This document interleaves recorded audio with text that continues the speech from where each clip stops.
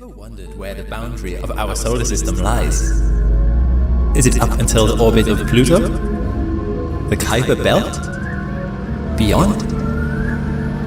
You may have heard that the Voyager spacecrafts have already left the solar system, their current position putting them well beyond the orbit of Pluto. But in reality, to say they have left the solar system is not really true. So how do we define the edge of the solar system? And following on from that, how big can solar systems get? Let's look first of all at where the Voyagers are, and why some say they have left the solar system. Astonishingly, the Voyagers, which launched in 1977, are still operational today, although at reduced capacities. Their power sources are radioisotope thermoelectric generators, which are great at providing power without the need of solar panels. However, with every passing year, the radioactive material degrades, producing less power. They are currently operating with about half the power they had when they started, meaning a few of the instruments have had to be turned off. What they are currently monitoring is the magnetic field environment of deep space and its interactions with the solar wind. Of particular interest to scientists is the boundary where the magnetic field and the solar wind of the Sun are overcome by interstellar wind. This boundary known as the heliopause. Scientists think that Voyager 1 crossed this boundary in 2012 and Voyager 2 crossed it in 2018, both being the only spacecraft to make it into interstellar space so far. What they found out on their journey is that this boundary is not a spherical wall around the Sun, but is rather bubbly and asymmetrical.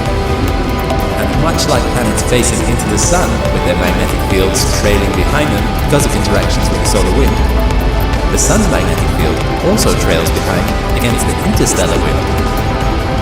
As the solar system orbits the center of the Milky Way, it travels at over 800,000 kilometers per hour. As it moves, it passes through what is known as the interstellar medium at relative speeds of 80,000 kilometers per hour. This creates a kind of wind effect on the magnetic field of the Sun, leaving a tail in interstellar wind's wake. But as fantastic as the Voyager mission is, reaching interstellar space is not the same as reaching the edge of the solar system. The edge of the solar system is defined by gravitational influences, a boundary known as a Hillsphere. Though it should be noted that this is not really a sphere either. I'll come to that in a bit. A Hillsphere is the region around an object where the gravitational pull of that object overcomes the gravitational pull of anything else. For instance, the Moon orbits the Earth because it is within the Earth's Hillsphere. It's close enough that the Earth's gravitational exertion on the Moon dominates the Sun's. Satellites orbiting the Moon are within the Moon's Hillsphere, where the Moon's gravity at that distance has a greater pull than that of the Earth and the Sun. And everything orbiting the Sun is within the Sun's Hillsphere, where the Sun's gravity overcomes that of nearby stars. This is the true boundary of the solar system. Now, looking at our local neighborhood of stars, we find that they are unevenly distributed around us. This means that the Sun's Hillsphere isn't really spherical. Take the Alpha Centauri system, for instance. It is roughly 4 light-years away from us, yet Alpha Centauri contains 2 sun-like stars, so its total gravitational influence will be greater than the Sun's, pushing the boundary of that part of the Hillsphere closer to the Sun. On the other hand, looking in the opposite direction to Barnard's star, we have a red dwarf star. It is 6 light-years away and much less massive than our star, so the Sun's gravitational influence would stretch much further in that direction. And even if an object is orbiting within the Sun's Hillsphere near the boundary, its orbit is very precarious. The gravity of the Sun here is incredibly weak. The object's orbit would be very slow, and the slightest perturbation might knock this object out of orbit. That's why astronomers currently think the furthest objects can safely orbit the Sun is up to a maximum distance of 1 light-year, even though the Sun's Hillsphere might stretch out for 2 to 3 light-years. So, what's out there at that distance? Anything at all? Well, way beyond the Kuiper Belt, which is the asteroid belt beyond the orbit of Neptune, up to a distance of about 1 to 3 light-years, is a region known as the Oort cloud. We believe the Oort cloud is a sparsely populated region surrounding the Sun, containing billions or even trillions of icy bodies. We believe that's where a small percentage of the long-period comets come from. Comets which have orbits of tens, hundreds of thousands of years long. some perspective about the size of this cloud, it will take Voyager 1 300 years just to reach the beginning of the Oort cloud, and potentially 30,000 to 150,000 years to pass through it. Astronomical distances are simply mind-blowing. And remember, at this distance, we are considered to still be within our own solar system. Now imagine how many solar systems there are out there. Which brings me on to the final point of this video. How big can solar systems get? Well, it's something we can't know for sure, although we can have an educated guess about what it would look like. We'll stick strictly to stars for this thought experiment. To include black holes would be to include entire galaxies. The theoretical limit of a star is around 150 solar masses, or 150 times the mass of our Sun. Although there are some stars out there that test this theory, like the most massive star that we know of, R136A1, which is apparently 300 solar masses. Now, this star resides in a very densely packed cluster, so although it is massive, its gravity competes with a lot of nearby stars. This reduces the size of its Hillsphere considerably. Let's say a star of this size was somehow ejected from its local cluster, even its local galaxy, and finds itself completely alone in space. With no other gravitational forces for many light years in any direction, the only other competing mass is other galaxies themselves. That means, with nothing competing against it, such a solar system could be hundreds to thousands of light years across, comparable in size to a galaxy, depending on the distances involved. In a universe where only this star and a second smaller object exist, that second object could be billions of light years away and still be in orbit. Because gravity doesn't care how far away the objects are, it will still have an influence on them. In such a universe, the only escape for the second object from the gravitational pull of the larger object would be to have an infinite distance between the two, which isn't possible. So, there we have it.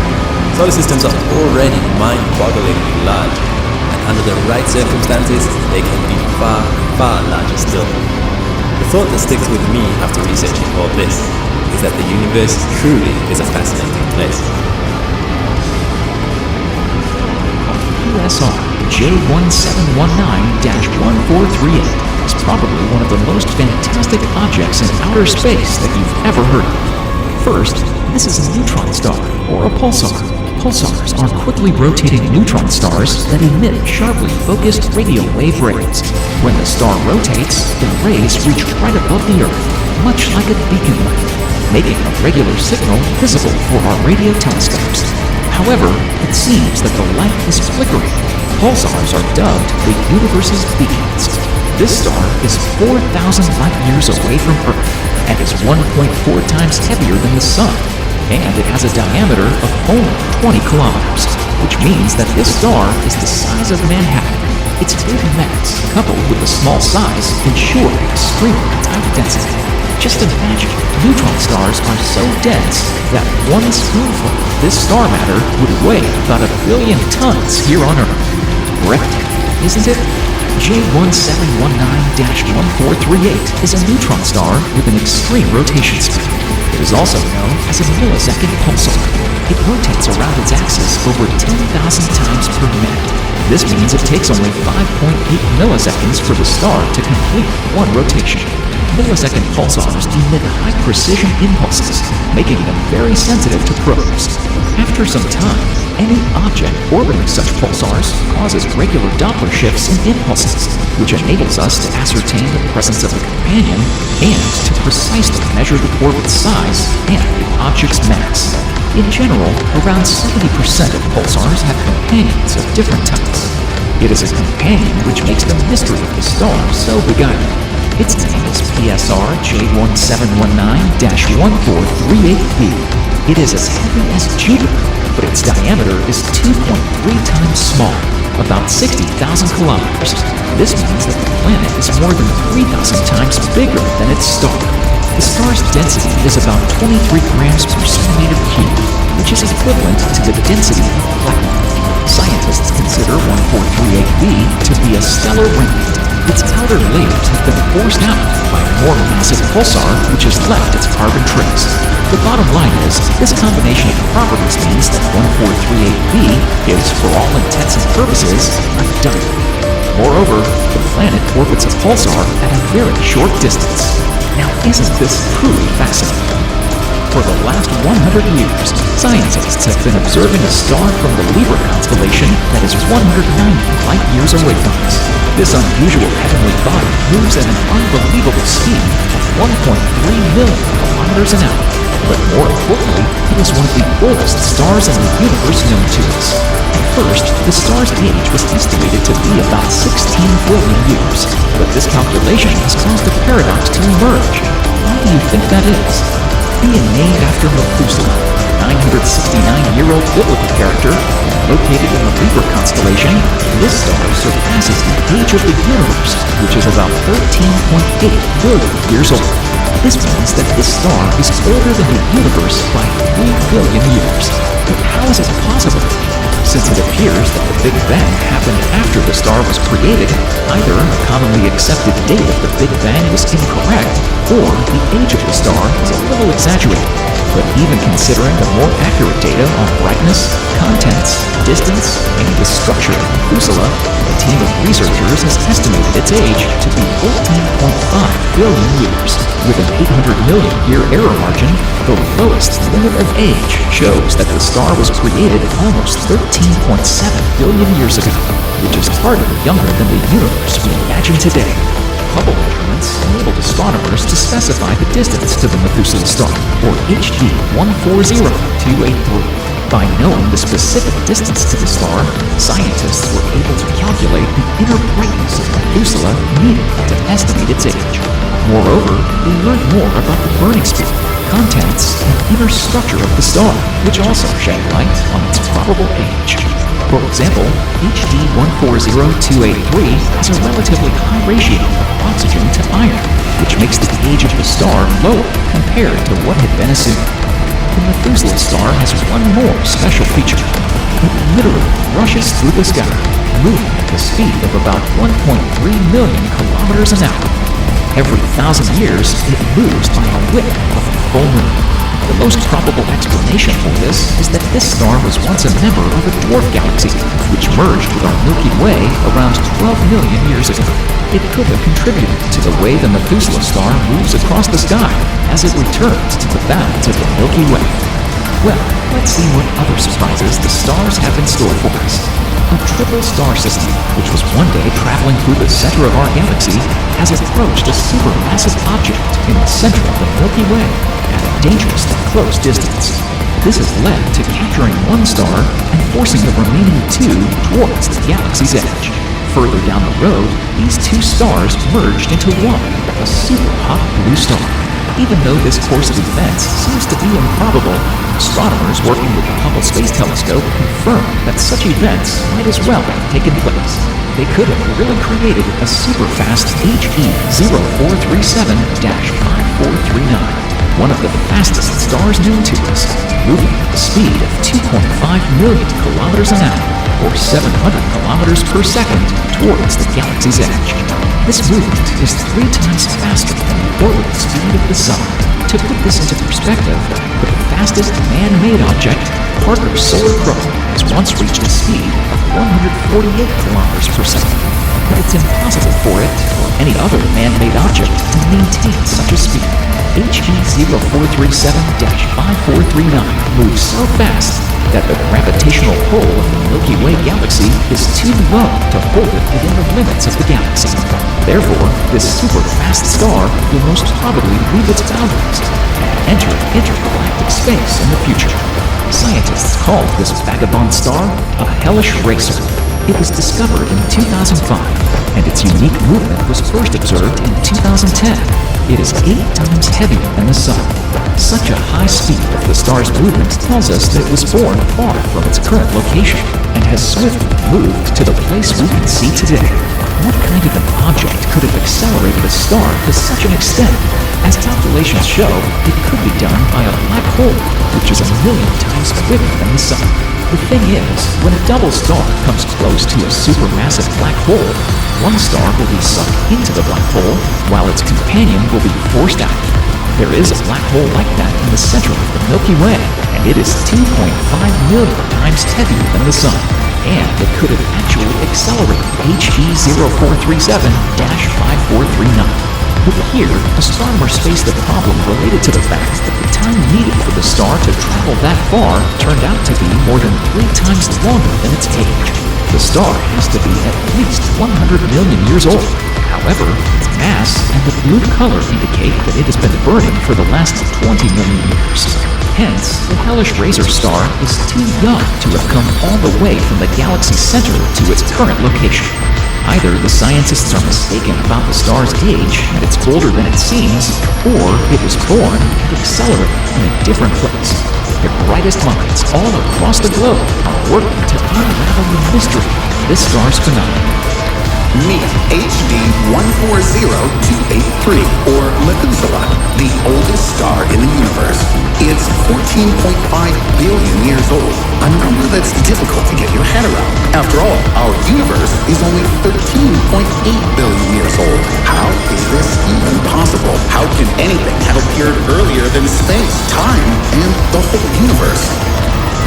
Scientists have been observing Methuselah for the past 100 years. Until recently, very little was known about this star, only that it's located 190 light years from Earth in the constellation Libra and penetrates outer space at a speed of 800,000 miles, or 1.3 million kilometers per hour. This was pretty much the sum of our knowledge about Methuselah, and the star itself did not cause keen interest for many people. However, everything changed dramatically when in 2000, astronomers attempted to measure the age of Methuselah. According to early estimates, it was a record 16 billion years old. Scientists could not believe that this was at all possible, so they decided to conduct further research. Howard Bond of Pennsylvania State University, along with his colleagues, collected more than 11 sets of observations that were obtained between 2003 and 2011 using Hubble's fine guiding sensors that record the positions, distances, and energy of stars. In addition to this, for 6 months, Bond studied the parallax effect, that is, the change in the apparent position of a star relative to the distant background in reference to the position of the observer. This allows you to better calculate the ratio between the brightness of the star and its distance from the Earth, since the older the star, the dimmer its light will be. During this study, Bond could not justify the earlier estimated age of the star, so he supposed that mistakes were made in the previous calculations. Initially, the age of the star was measured by the rate of nuclear reactions. The faster the star consumes hydrogen in the core, the younger it is. With age, instead of hydrogen, helium is formed, acting as stellar fuel. Therefore, after a billion years, a star loses some of its brightness. Methuselah is rather dull and estimated to have burned hydrogen for about 16 billion years. True, this method of calculating the age of a star cannot be considered accurate. This led scientists to look for other clues that could prove that Methuselah might be younger. After some time, scientists still found one sign that most likely indicates a younger age for the star. It has to do with oxygen. In the early universe, it was practically non-existent, but in Methuselah, the ratio of oxygen to other elements was quite high. The increased oxygen content, together with all the other indicators, allowed scientists to lower the estimate of the present age of the star to 14.46 billion years. But this still doesn't explain the phenomenon, because this makes the star 660 million years older than the universe. But researchers didn't stop there. They continued to try to get to the bottom of this mystery. In 2014, another study was conducted that reduced the estimated age of the star even further to 14.27 billion years. Given the margin of error in the calculations, the star is about 14 billion years old, which still makes it 200 million years older than the universe. However, Howard Bond considered the error could be greater, which means that the star is perhaps younger and appeared immediately after the Big Bang. This could have been the end. But there's another study that simply shocked astronomers and perplexed the entire world. According to information obtained in 2013 by the Planck Space Telescope, the universe can only be 11.4 billion years old, not 13 and 8. Similar conclusions have been based on the expansion rate of the universe. Until the end of the 20th century, physicists believed that the universe was expanding at a rate of 41.63 miles or 67.4 kilometers per second.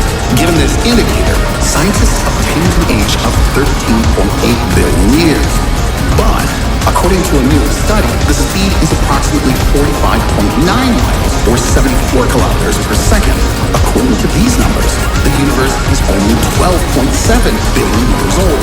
Then, scientists made even more accurate calculations, and it turned out that the universe is expanding even faster at 50.95 miles or 82.4 kilometers per second, which means it's only 11.4 billion years old. The expansion rate of the universe, the so-called Hubble constant, can be calculated in two main ways: by studying the relic radiation and by measuring the distances between galaxies. In the first case, the Big Bang itself provides basic information. After this grandiose event, which gave rise to everything, light was left behind, which scientists call the cosmic microwave background, or relic radiation. Astronomers have compiled extremely accurate maps of this background, which allows us to simulate the early universe, its composition, and speed of expansion. By the second method, astronomers collect data from galaxies, stars, and supernovae. These objects change their luminosity as they move further away, so that you can measure the speed of the expansion of space. This is where all the inconsistencies begin. According to the first method, the age of the universe corresponds to the number that you'll see if you search on Google or Wikipedia. That is 13.8 billion. However, in terms of the second method, space and time are a couple of billion years younger. Perhaps our universe, during different periods of its existence, simply expanded at different rates of speed. Only none of the existing theories today are able to explain this. The fact is that the expansion is influenced by dark energy, the opposite force to gravity. True, no one knows for sure what this mysterious force actually is, but physicists weren't always sure that it was constant. But if this were so, the rate of expansion would also remain stable throughout the entire existence of the universe, which is not what we observe. So, it would seem as if we have missed something. There's probably something that can influence dark energy. Physicist Massimo Cerdonio from the University of Padova tried to figure out what exactly causes our universe to be so unstable. He's focused on the fact that dark energy is largely dependent on quantum fields. Each similar field is assigned a separate type of particle and extends to all of space-time. For example, all electrons belong to the field of electrons, and neutrinos, respectively, to the field of neutrinos. The energy arising from the interactions of these fields determines the expansion rate of the universe. However, when physicists try to calculate the energy of all existing quantum fields, the result is a number 120 orders of magnitude greater than the calculated amount of dark energy. Therefore, Massimo Cerdonio suggested that there must be a special particle, unknown to science, capable of influencing dark energy and the entire universe as a whole. True, the presence of such a particle has been predicted in earlier research in the field of physics and has even been given a name, axion. Presumably, this particle appeared immediately after the Big Bang, but has remained hidden for billions of years and did not manifest itself in any way. But recently, the axion has gained influence and has changed the entire field of research about the development of the universe with its quantum field, thanks to which we can no longer accurately say when space and time itself arose. This leads to curious thoughts. If the universe is expanding faster than it did 13 billion years ago, does this mean that time is also passing at a different speed today? That is, would 10 minutes in the 21st century be different from 10 minutes at the dawn of the universe? It's rather difficult to answer these questions without ambiguity. But whatever the answer, Methuselah still remains older than the universe. At least, it will be so until scientists solve the mystery of dark energy and its elusive particles. True, if after all future calculations, this star remains the oldest in the universe, maybe then there was something else before the Big Bang. Mira, or as it is also called, Omicron Ceti. A sizable star, it is 700 times larger than the diameter of our Sun. It is an even stranger and more surprising star than Betelgeuse, the heroine from our last installment. The first mention of this beauty is found in Hipparchus in 134 BC, as well as in the testimonies of Chinese astronomers later in the year 1070. But its almost supernatural properties were discovered recently. Pastor astronomer David Fabricius, quite by chance and without realizing it, discovered a new type of star on the morning of August 15, 1596. At that time, he was just watching Mercury, or rather, he was going to measure the angular distance from the planet to the star glittering nearby at an apparent magnitude of 3 in the constellation of Cetus. Interestingly, he had never come across it before, and it was also notably absent from all the stellar maps and globes. Though of course, maps and globes were not as accurate in the olden days, and the disregard for some not very bright star was commonplace. Fabricius began to keep an eye on the stranger, and lo and behold, its brilliance grew right up to a magnitude of 2, and it became the brightest star in its constellation by the end of August. But then in September, the star faded, and by mid-October, it had disappeared completely. In full confidence that this was a different new star, Fabricius stopped observing. But to his great surprise, he came across this mysterious traveler 13 years later on February 15, 1609.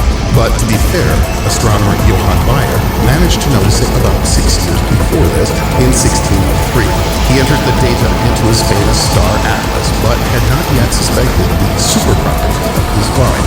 By the way, by that time, the star had already reached a stellar magnitude of 4. Various astronomers from around the world began to closely monitor Omicron Ceti for the next several decades.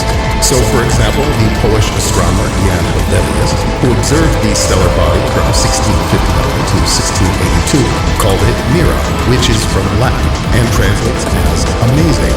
And he was absolutely right. This star is amazing.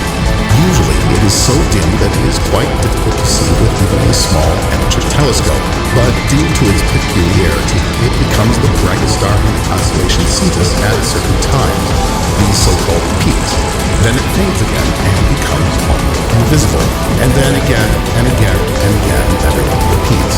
Scientists finally, by the middle of the 17th century, established that this miracle represented a new type of variable star with a very long period of brightness and a very large amplitude. To put it simply, Mira is a star that constantly changes its brightness, but it happens with a fair bit of irregularity. The glitter of a star, for those who do not know, is its apparent stellar magnitude, the same as luminosity, or even simpler, brightness. Using the astronomical scale, smaller numbers are brighter. The brightness of Mira increases 3.5 times in just 332 days, from a brightness of magnitude 10, when it is almost invisible in a telescope, up to a magnitude of 2, when it becomes the brightest in its constellation. As I said, there is no pattern to her behavior. As a matter of fact, the period and range of brightness changes and is completely unstable. One time, Omicron Ceti went from relatively dark 9th magnitude, and then increased to the 5th, and then back again. Another time, she faded to the 10th magnitude, but then shot up to her maximum brightest magnitude of 2. As you can see, the fluctuations in luminosity are simply immense. But what does all this mean? The luminosity of Omicron Ceti, aka Mira, at the minimum of its brightness almost corresponds, or is even slightly less than, the luminosity of our Sun.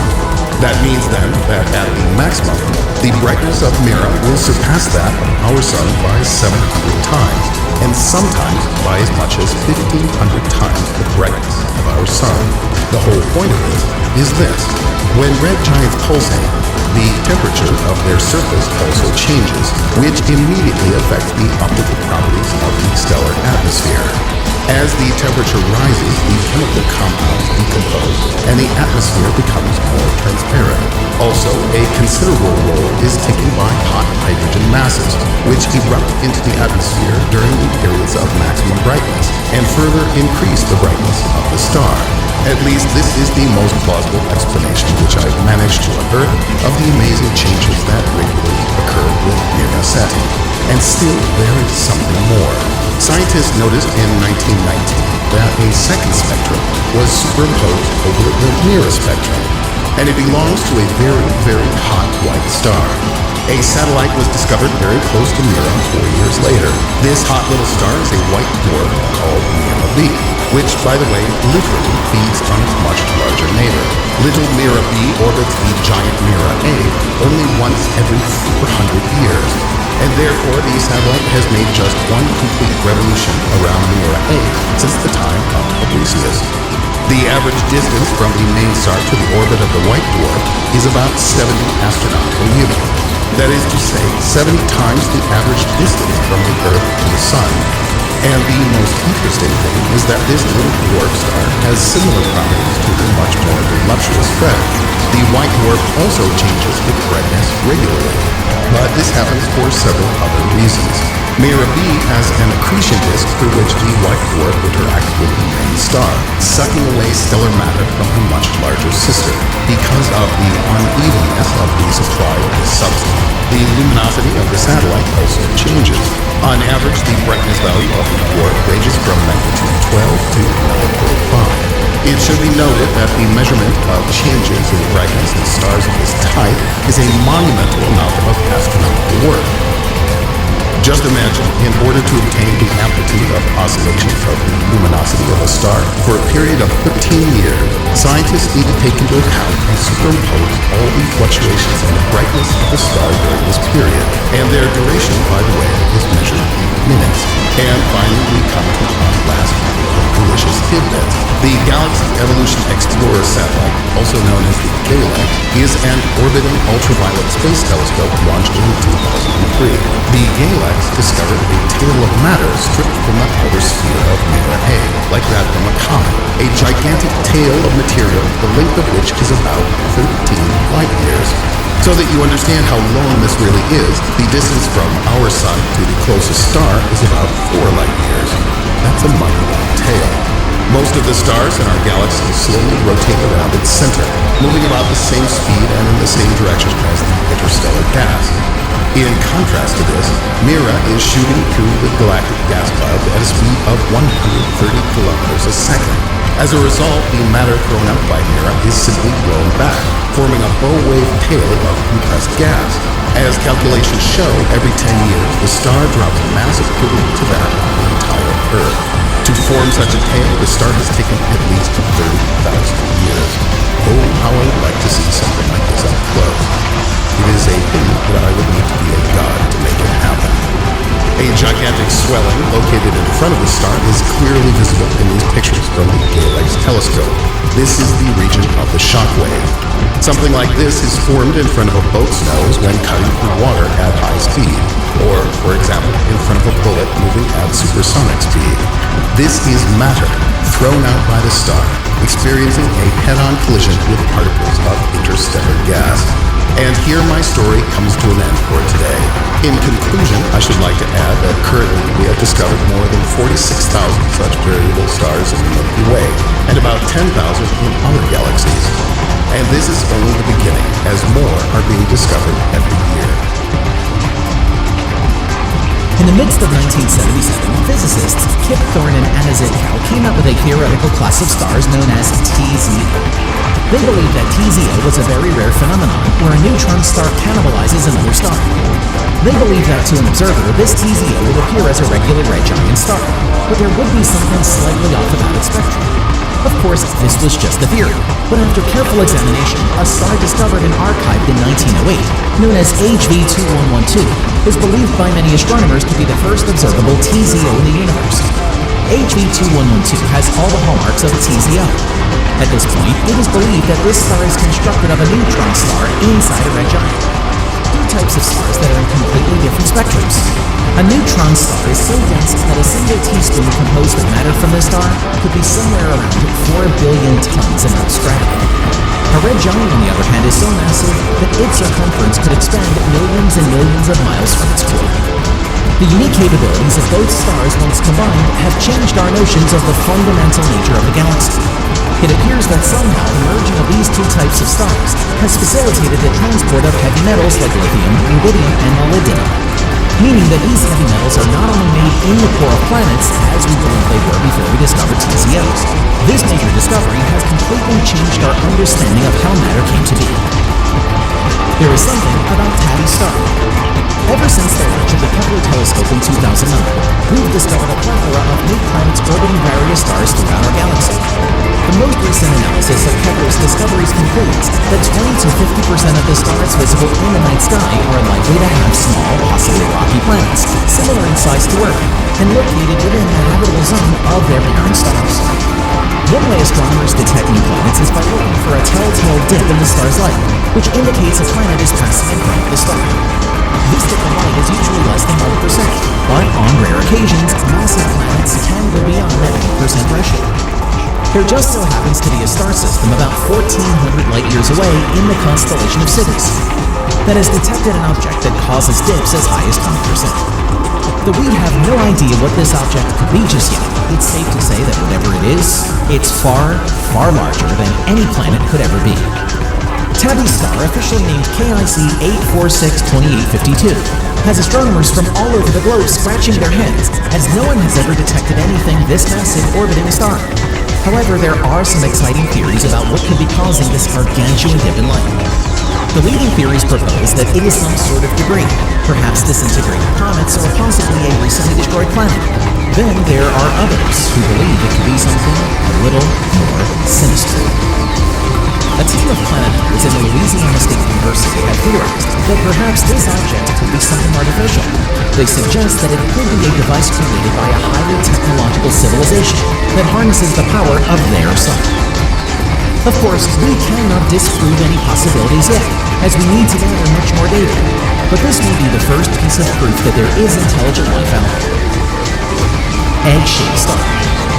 An egg-shaped star sounds like a total joke, but I kid you not, this is real. In fact, you have seen this oddly-shaped star hundreds of times. Vega is the 5th brightest star in our night sky, and it is the brightest star in the constellation of Lyra. Although this star is relatively young at 450 million years old, in comparison to our Sun, which is 4.6 billion years old, it is a lot brighter than it should be. This has baffled many astronomers throughout the years. Being slightly brighter than it should is just one of the odd behaviors Vega has shown. Perhaps even more puzzling is the fact that it is spinning at a constant and incredulous rate of 600,000 miles per hour. In fact, many physicists believe that it is only rotating at 90% of its capacity, and they also believe that if it were spinning just 10% faster, it would overwhelm its gravitational pull and literally be ripped apart. Because of this insane rotational speed, it makes it bulge slightly, giving it the appearance of a squashed and chubby blue egg. In fact, it is spinning so fast that it struggles to keep a constant temperature throughout its atmosphere.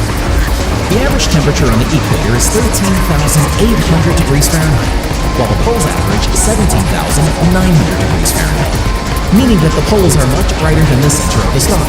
This could potentially explain why Vega looks so bright. This disparity in brightness gives this star high contrast, which makes it look like it's emitting more light than it actually is. The speed.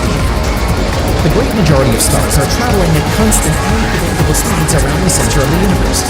This, however, does not apply to star AG0437-5439. Located in the Dorado constellation, it is believed to have been formed over 30 million years ago near the center of our Milky Way.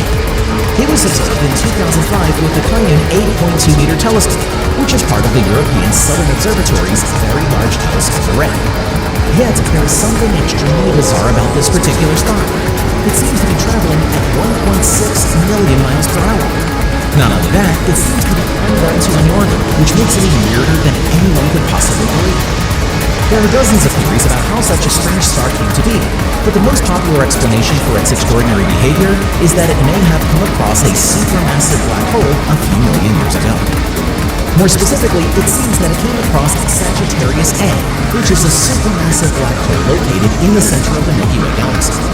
Not only that, but these physicists believe that HE0437-5439 was once part of a tri-solar system, and after its interaction with Sagittarius A, it merged into a single bright star, which would explain why it traveled such a long journey relative to its young age.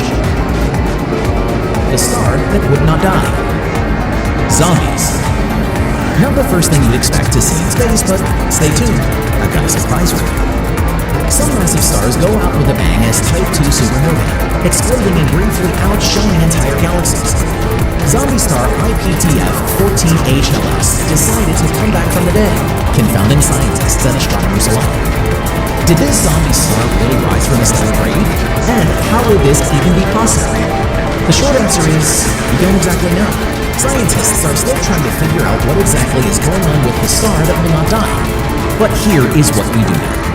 Supernovas typically follow a predictable brightness curve and then fade away to become super dense neutron stars or black holes.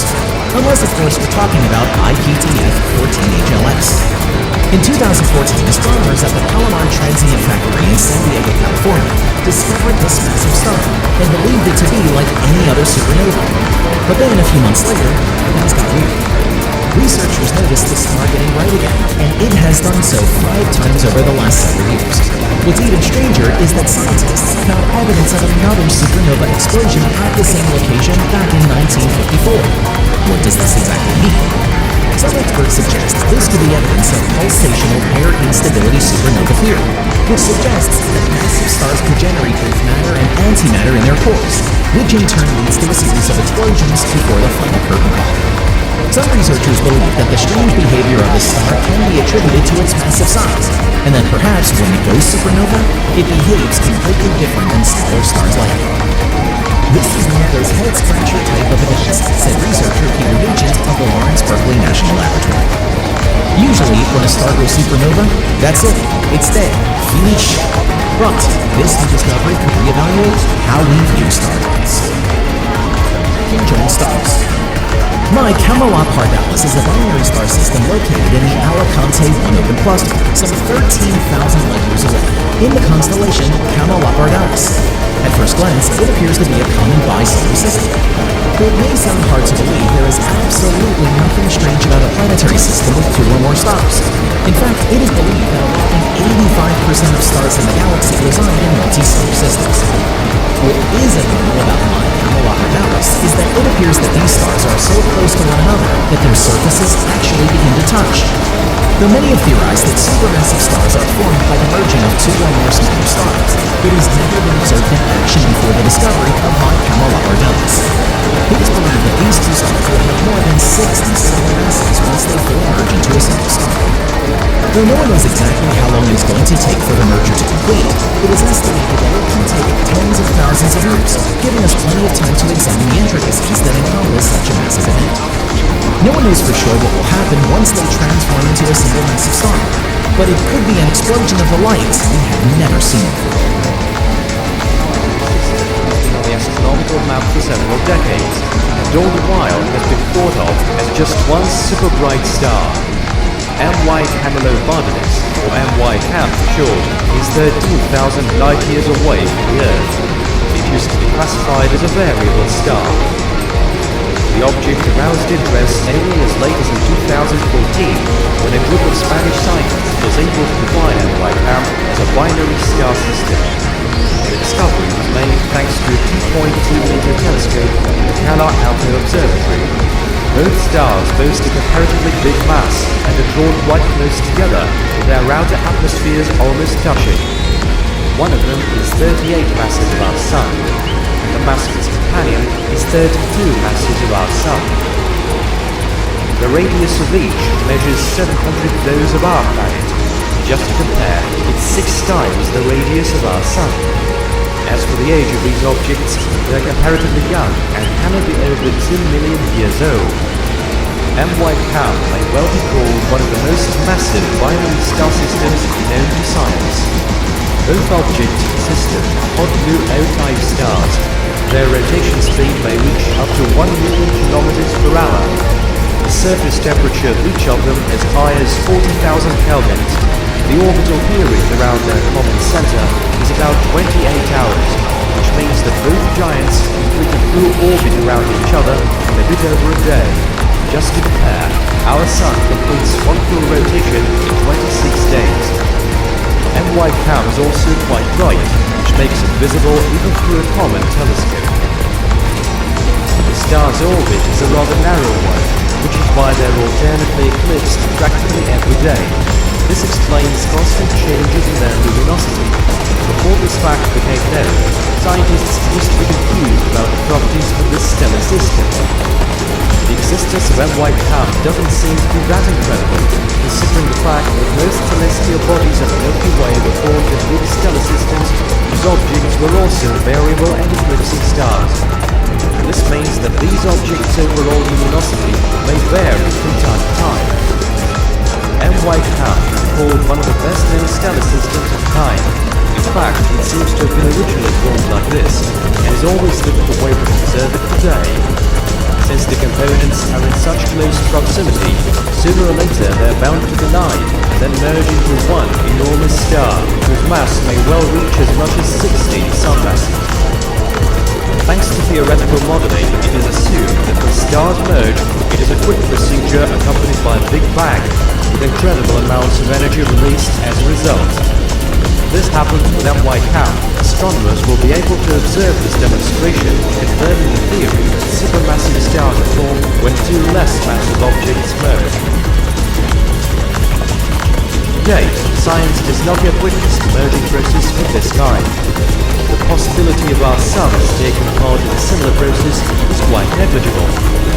According to today's estimates, a collision of the main star of our system with another star may take place once every 10 to the power of 28 years. But even with such a minuscule chance of this collision, our Earth would be seriously affected were it to take place somewhere close by space standards. If it were to happen within 100 light years from us, our blue planet would be completely devastated. However, at this point, there isn't a single star cluster within that range. So far, we've only been able to record the result of two neutron stars collision. In theory, this process should result in the formation of a neutron star with an even bigger mass, or else it should cause the formation of a black hole. When merging, neutron stars are capable of generating a magnetic field billions of times more powerful than that of the Earth. This process may be accompanied by a gamma-ray flare. That is the most powerful energy emission the universe known to us. I mentioned it at some point in other videos. However, in spite of the tremendous scale of this phenomenon, astronomers have never been able to directly observe the process of merging stars. One of these events, the GRB 150101 gamma-ray flare, was detected only in 2018. The event made it possible to draw connections with gravity waves detected back in 2015. Gravity waves are also a result of two neutron stars merging. It looks like something similar awaits M. White Ham as well, and if the planetary system were in its vicinity, it would be a far less serene place to be around in comparison with our planet. The enormous mass of M. White Ham is indicative of its short life, which leads us to assume that intelligent organisms would simply not have had enough time to develop on its hypothetical planets. Besides, as the stellar system grows older, both its components increase in their dimensions. This process brings M. White Ham ever closer to its inevitable destiny of becoming a supermassive stellar giant, and then an even heavier neutron star, or else a black hole. The M. White Ham system is also peculiar for the fact that it is located in a region of the universe rather densely filled with stars. Regions like that are sometimes referred to as globular star clusters. Star mergers are rather common in areas of this kind, since the number of stars there is by far greater than in our system's proximity. According to the latest estimates, star collisions in globular star clusters occur approximately once every 10,000 years. Unlike M. White Ham, objects like our Sun are sailed drifters in a galaxy with only a planetary system to accompany. However, such celestial objects are not that common in the universe. Sun-like single stars in the Milky Way account only for a measly 2%. Most stars are part of multiple systems. For example, triple star systems are the most common, accounting for about 75% of all observable stars. Most of them have to struggle with the gravity force of their companions throughout their lifetime. This interaction, in its turn, leads to the formation of even larger stellar systems. Most of the supermassive stars known today may at one point have been part of systems with at least one companion of an identical mass. Thanks to frequent eclipses occurring in multiple star systems, scientists are able to investigate the celestial objects in more detail. In the case of MY Cap, for instance, astrophysicists detected a wide range of spectra of light emanating from it. They went on to use the Doppler effect, thus measuring the star's orbital speeds. With this knowledge, it is safe to maintain that MY Cap is an exceptional object in space. In the future, this stellar system will enable us to confirm some hypotheses as to the formation of massive stars in our galaxy. When celestial objects like that are discovered, we grow ever stronger in our belief that our universe is an amazing place, concealing an unimaginably large number of as yet unknown phenomena. Each of them poses a hurdle to science. Once it is negotiated, our civilization continues to develop and expand its knowledge about space surrounding us. We will soon get even more information about MY Camelopardalis, an object with such exciting properties can't but attract attention of scientists all over the world.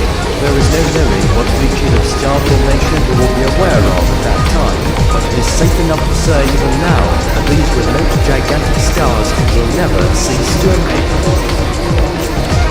The Milky Way Galaxy is home to billions of stars, many of which are larger, brighter and hotter than the Sun.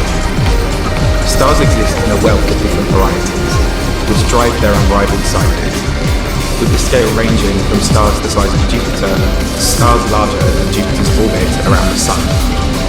You've likely all seen pictures of the latter, various giant stars which completely dwarf the Sun, rendering it as nothing more than a grain of sand next to a beast of the cosmos. But how do we arrive at these conclusions? How do we measure stars to identify these mind-blowing sizes? And above all, which of them is the biggest?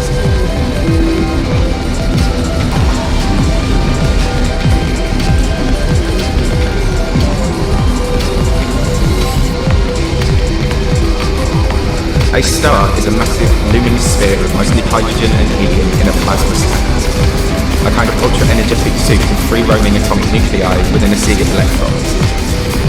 Within the core of a star, atoms are under so much pressure from the body's gravitational influence that they are undergoing nuclear fusion, whereby the nuclei are stripped of their electrons and crushed into one another, combining to produce heavier elements.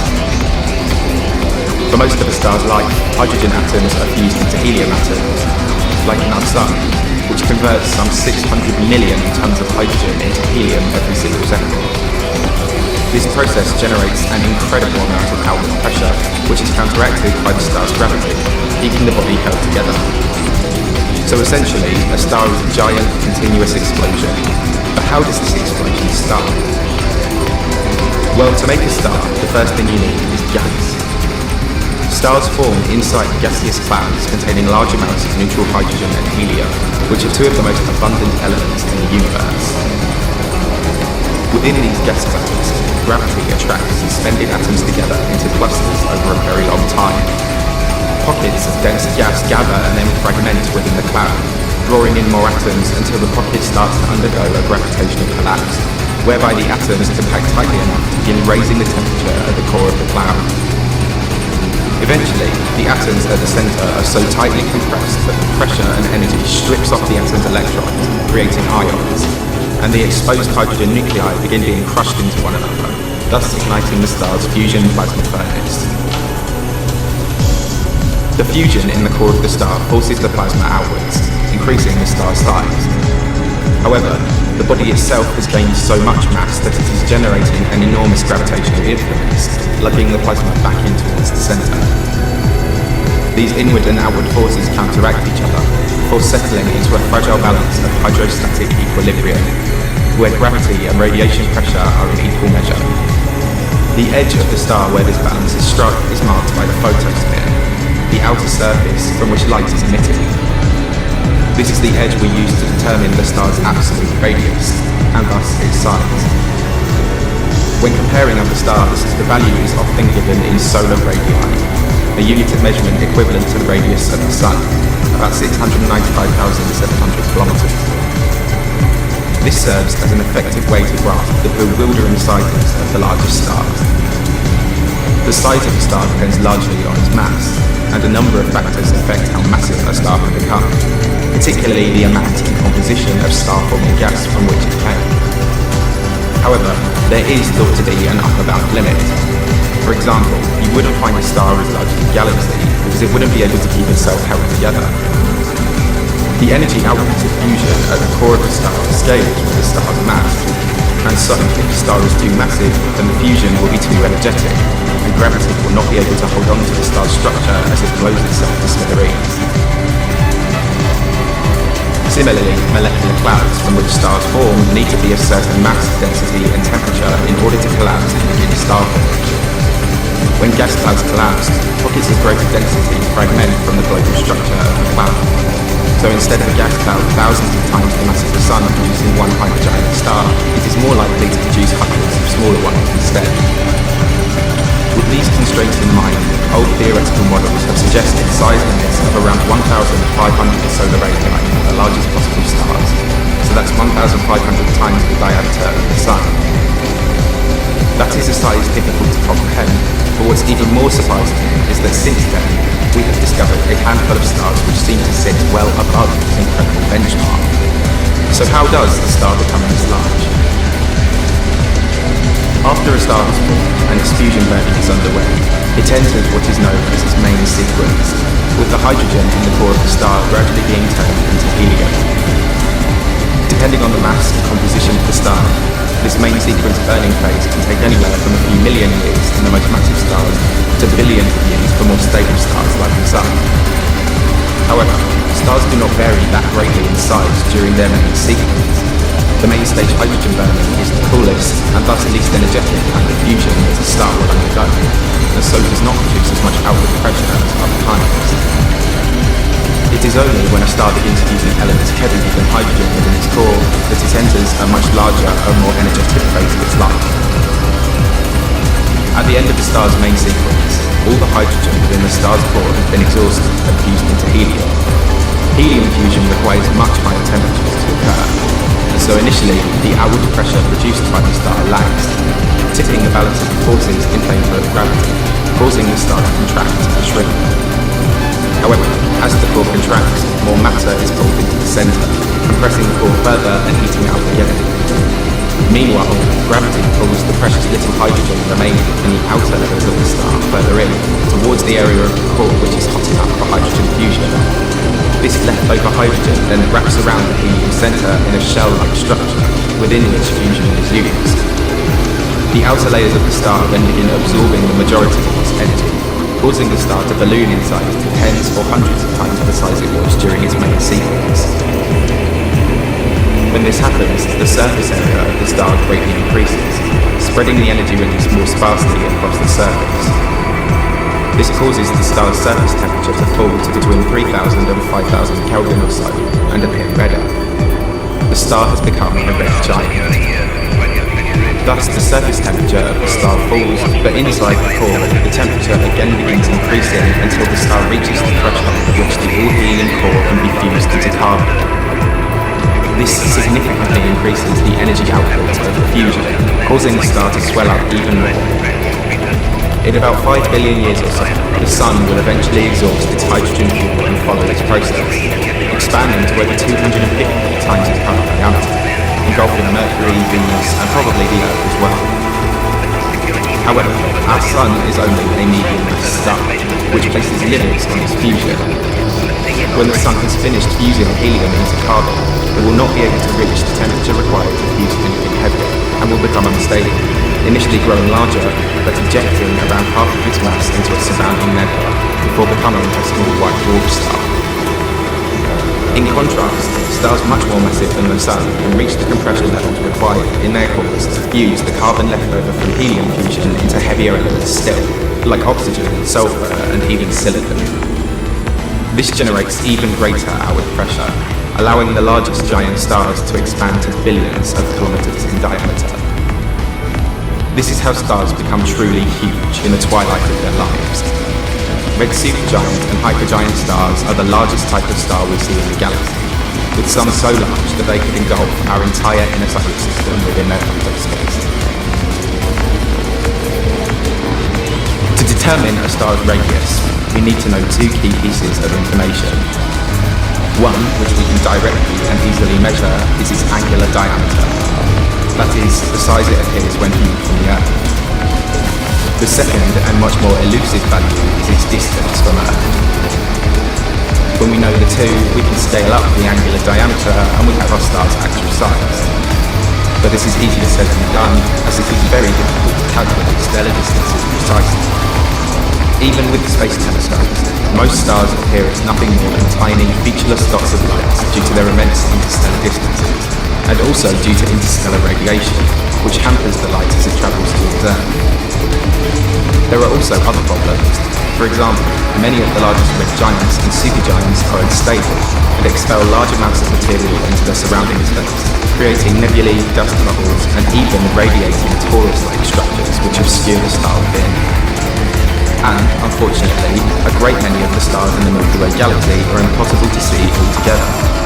The light from the Milky Way's core drowns out a large number of stars within the densely populated heart of the galaxy. And similarly, the dark, dusty clouds along its arms block out large swathes of outlying stars. In short, it is impossible to say what the largest star in the universe is, or even the largest star in the galaxy for that matter. But nevertheless, we have managed to identify our fair share of contenders. Fortunately, for the stars that are large and local, their distances can be calculated directly using a form of triangulation, also known as parallax. As shown in this demonstration, when moving from side to side, objects in the foreground appear to be moving faster than background objects, and we can apply this phenomenon to the stars. As Earth orbits the Sun, its position changes every half year. And so, we record the viewing angles of a star every 6 months. We can use some trigonometry to work out the distance based on the two positions. In practice, this may not be done with visible light from a star, but rather through very long baseline radio emissions which are produced by masers, random spectral emissions generated by a star's atmosphere. Parallax allows us to measure interstellar distances with a great degree of accuracy, but it only really works for nearby, large and luminous red giants. For smaller or more distant stars, the displacement of the object's emissions against the backdrop of space becomes too subtle, and standard parallax techniques have margins of error too large for the estimations to be meaningful. As such, we can only survey stars with parallax measurements accurately out to a distance of about 400 light years. Not a very useful sample size when trying to find the largest star in the galaxy. However, all is not lost. There are other means to determine the distance of a star, albeit indirect means. But because we have a selection of nearby stars that we can measure precisely through parallax, this gives us a dictionary of known stars whose well-understood properties can be used to deduce the characteristics of more remote stars. By comparing the spectral data of distant stars with the spectrums of stars whose properties we know, we can estimate the two things we need to find the radius of the star: the luminosity and the surface temperature. A star's luminosity is its intrinsic brightness, not how bright it appears from the Earth, but rather a measure for the amount of electromagnetic energy that is being emitted with watts. When dealing with other stars, we measure this in terms of solar luminosity, the energy output of the Sun, given by the International Astronomical Union to be about 3.828 times 10 to the power of 26 watts. Because the most remote stars are too far away to take direct spectral measurements, astronomers instead take measurements of the star's emissions at different wavelengths, and then reproduce the spectrum that would best fit the data recorded. Once we have recreated our spectrum, by measuring the width of certain absorption lines, it is possible to assign a spectral class to the star. The luminosity and temperature we can then infer from known nearby stars of same spectral type. Certain spectral types are indicative of cooler red giants, with surface temperatures of around 5,000 Kelvin or lower, whereas other types are indicative of hot blue stars burning at tens or hundreds of thousands of Kelvin. In truth, there is a lot of guesswork, and there are a number of variable factors which make some data harder to predict. But once we have estimates for the luminosity and temperature of a distant star, we can apply these values to the equation used to produce stellar luminosity based on the surface area and temperature of said star. By doing a bit of algebra, we can extrapolate this from the surface area and rearrange the equation to solve for the radius of the star. And finally, with all these values plugged in, we arrive at an estimate for the star's size. So with all that said and done, what are the largest stars that we've found? For a time, it was thought that VY Canis Majeuris was the largest star. Canis Majeuris is a red hypergiant, oxygen-rich, pulsating variable star located in the constellation of Canis Majeuris. Its distance is thought to be around 3,900 light-years from the Earth, and it is thought to be located either within or slightly in the foreground of a large molecular cloud known as SH2-310, one of the largest star-forming regions in the Milky Way, and consequentially home to many giant stars. Canis Majeuris is the largest and brightest of them all. It is extremely luminous even for a red supergiant, owing to a heated disk or bubble around the star which gives off a high infrared excess. The star was first noted as early as 1801, and it continued to be observed throughout the century.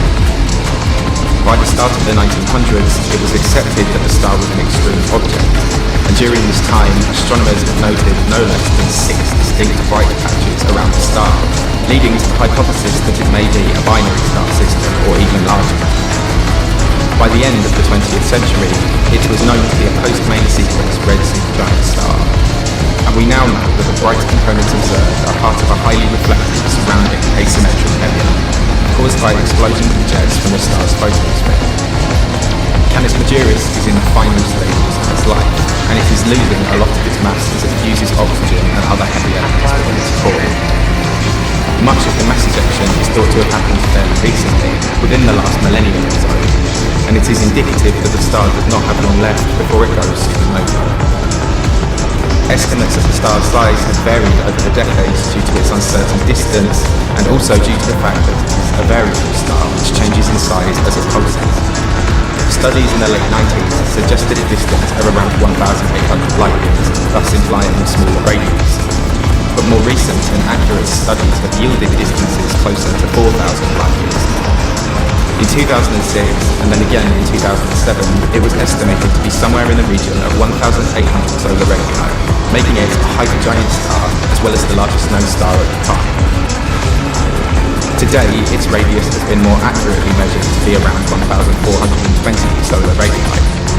But even at this size, it would be sufficiently large as to engulf the orbit of Jupiter, some 750 million kilometers away from the Sun. Of the few stars that are believed to rank above Canis Majeuris, UY Scuti is probably the most well-known, spending much of the last decade as the largest known star. Like the former, UY Scuti is a pulsating variable red supergiant star, which is located in the constellation of Scutum. It is not visible to the naked eye, and even appears faintly to telescopes, due to its location within the Milky Way zone of avoidance, the section of the galaxy whose stars are obscured by the light from the galactic core. In addition, the star pulses every 2 years or so, and is shedding much of its mass, making accurate estimations difficult to construct. In 2013, UY Scuti's distance was estimated to be around 9 or 10,000 light-years away from the Earth, yielding a mind-blowing size of around 1,700 solar radii, give or take about 200 to account for margin of error. Like Canis Majeuris, this size is enough to engulf the orbit of Jupiter when placed at the centre of the solar system, and photons travelling at light speed would take around 7 hours to travel along its circumference, compared to the 14.5 seconds they would require to circle the Sun. Like many other supergiant stars, UY Scuti is shedding a lot of its material and blasting away its outer layers as it fuses heavier elements within its core, and inevitably it will go supernova soon. Because of its location deep within the galactic disk, it may be a metal-rich star. If this is the case, then instead of going supernova by fusing iron and collapsing, it may instead reach a hotter temperature before death, possibly evolving into either a yellow hypergiant, luminous blue hypergiant, or perhaps a Wolf-Rayet star, a kind of very hot and very volatile star with a high metal content. In all 3 cases, the star will produce strong, eruptive stellar wind emissions, so powerful that they would blow the outer layers of the star away and expose the core, causing a much brighter and more violent kind of supernova. However the star ends its life, it spells bad news for any planetary system orbiting the beast. Like the Sun, Scuti may have a system of planets many times larger than the solar system due to the star's tremendous size. Scuti's habitable zone, the distance from the star at which water could exist on the surface of a planet, is thought to start at over 600 astronomical units away from the surface, which would mean any life on a planet like this would experience seasons that lasted for millennia. In reality, it is unlikely that anything is around to witness the star up close, as the constant ejections of mass and radiation through Scuti's dying breaths will have rendered all but the most remote planets uninhabitable. The star's eventual supernova would send this planetary system into further disarray, likely obliterating most of the planets and perhaps ejecting very distant ones on a trajectory out of the system, casting them into the wilds of the galaxy as starless rogue planets. In 2018, data from the ESA's Gaia spacecraft re-evaluated Scuti's distance using parallax measurements, giving a much lower distance of around 5,000 light years, which would correspond to a radius of only 755 solar radii. Still enormous, but not big enough to be record-breaking. However, as we said earlier, parallax measurements are less reliable for the very distant objects, and until further tests are done to validate the finding, this lower distance and thus lower radius for Scuti remains tentative. Scuti was the king of stars for many years, but after the Gaia data release cast doubt over its true size, the throne was once again open for a new stellar champion. And though there have been a few proposed stars with larger diameters than Scuti, one stands out as by far the largest beast discovered to date. Enter the latest and new largest known star, Stephenson 218. Stephenson 218 is located within the constellation of Scutum, the same as Scuti, but lying significantly further away, around 19,000 light-years from the Earth. It lies within a densely populated star-forming region, home to several massive open clusters, each containing their own enormous red giant and supergiant stars. RS-GT2, aka Stephenson 2, is one such open cluster, estimated to be around 20,000 light-years distant, and containing more than 24 red supergiants. Stephenson 218 lies within this area, and it is the brightest star among them. But it was not initially considered to be a member of the cluster due to its outlying position and also its abnormally high luminosity when compared to other cluster constituents. However, a later study concluded that the star was perhaps part of an outlying group of stars to the cluster, which is thought to lie at a similar distance to the rest of it. Thus, Stephenson 218 had its name assigned as a member of the cluster. However, it stands out from its neighbouring giants, being both significantly larger and more luminous than its surroundings. Assuming that the star lies at a similar distance to the rest of the cluster, then its luminosity is thought to be around 440,000 times that of our Sun, far above the theoretical luminosity limit for most stars, which was once believed to be around 320,000 solar luminosities, corresponding to the 1,500 solar radii size limit we spoke about earlier. But by applying Stephenson 218's observed properties to the luminosity formula, they correspond to a staggering radius of 2,149 solar radii, making Stephenson 218 by far the largest star discovered yet, and the first whose photosphere, when replacing the Sun, would be capable of engulfing not just the orbit of Jupiter, but the orbit of Saturn as well, which lies almost 10 times further away from the Sun than Earth does. This corresponds to a volume of almost 10 billion times that of our Sun, and it's hard to appreciate just how large that truly is. But what is even more bewildering is the fact that it may get larger still as it ages. Stephenson 218 is thought to be a relatively young star, and the older it gets, the hotter it will burn, perhaps swelling further and evolving into a yellow hypergiant before it goes supernova. In any case, it is considerably larger than both Scuti and Canis Majeuris, and is by far the largest known star in the local group. Over the years, we have continually found larger and larger stars, and so it's reasonable to assume that something else will come along and knock Stephenson 218 off the top of the list before long.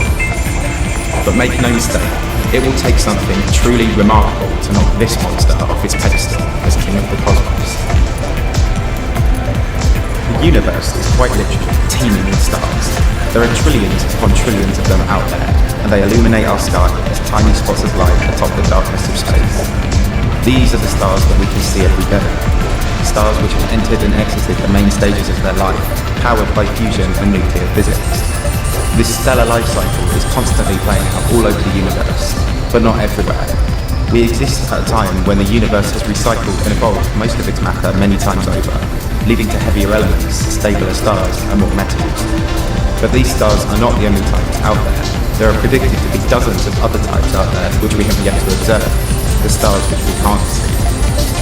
These are known as hypothetical stars, and the list is even longer than the list of the stars we know today. Stars which existed in the early universe, stars that are hidden by their size and composition, stars which have been corrupted after death, tainted by gravity and radiation, whose properties push the limits of possibility in the known universe. But before we dive in to take a look at the ones that could be lurking in our universe today, we first have to go backwards, back to the beginning of time, to find out where it began.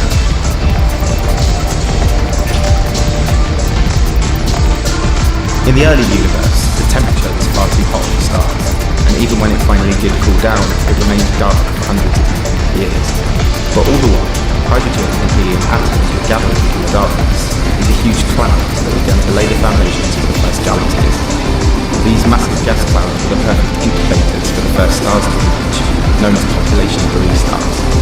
These were stars that existed over 13 billion years ago, composed of the universe's primary gas, hydrogen, helium, and a tiny bit of lithium. They were made from matter directly from the Big Bang, before any of it was recycled into heavier elements by chemical processes. If nothing else, these would have made them enormous, at least 10 times the mass of the Sun, and usually hundreds or even thousands of times its diameter. This also made them incredibly inefficient, as they burn through their fuel much more quickly. As a star undergoes fusion, elements like carbon and oxygen can keep stars like the Sun cool enough that they don't continue expanding, whereas population-free stars lack these elements, and so radiated hydrogen, causing them to balloon to what would be considered supergiant and hypergiant sizes in the Milky Way today. Because they were so volatile and unstable, they probably lived very short lives, lasting only 1 million years or so before they blew up in the first cataclysmic supernova.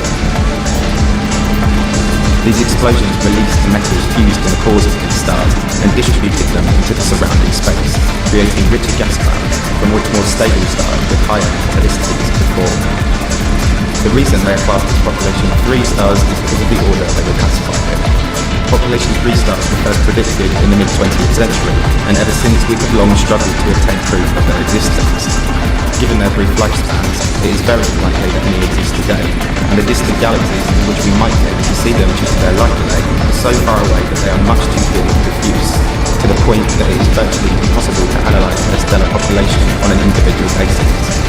But with that said, there is one candidate, CR7, not a Pulsar, this is actually a galaxy.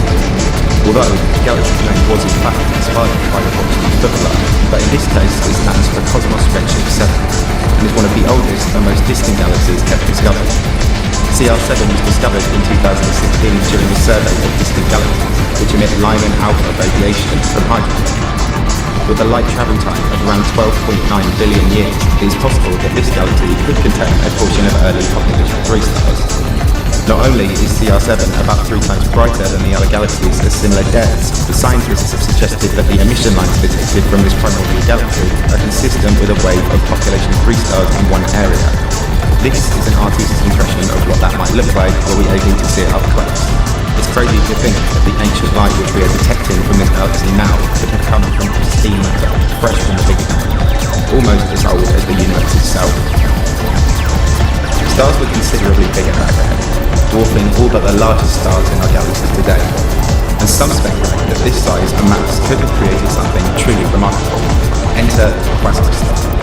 This is another hypothetical star which could only have existed in the early universe, when gas was untainted by heavier elements and stars were able to grow much larger. Unlike normal stars, the energy output from a quasar star is generated not by nuclear fusion, but from a black hole at the centre of the star. This sounds crazy, I know, but it might just have been possible in the largest of stars at nearly the beginning of time. Most stellar black holes formed through supernovae, and these explosions are so violent that they usually disperse the outer layers of the star into a nebula, and the black hole forms within. But in the early universe, hypermassive protostars could have been forming inside the enormous gas clouds which were forming the first galaxies. Some of these protostars could have accumulated so much gas that fusion was no longer able to suppress the minor gravity, and the star would have gone supernova. However, because these protostars would have been so huge, it is possible that the star's outer layers could have withstood and absorbed the shock of the supernova, leaving the star's structure intact while its core collapses into a black hole. Thus, some people refer to these as black hole stars. Once formed, a black hole would immediately begin pulling in matter, but not as fast as you might expect. While black holes pull a lot inwards, they also radiate a lot of energy outwards, as the material they shred up falls into orbit around its event horizon at high speeds. This would create more than enough energy to not only preserve the quasistar's structure, but also to radiate as much light as a small galaxy. Therefore, you can think of quasistars as stellar quasars. In order for this to occur, a star at least 1,000 times the mass of the Sun would have been required, which is more than 3 times as heavy as the largest star known today. It would also have required the diameter of the star to be over 10 billion kilometers, which, if placed at the center of our solar system, would extend as far out as to consume all 8 of the planets in our backyard. So these stars might have been able to exist, but probably not for very long. The black hole would quickly grow larger and accumulate mass and would expand, eventually consuming the star altogether after a few million years. Because these black holes would have formed so early on in the universe, it's been proposed that quasistars might have been one of the sources of the largest supermassive black holes at the center of large galaxies that we see today. Perhaps even the Milky Way's own black hole, Sagittarius A.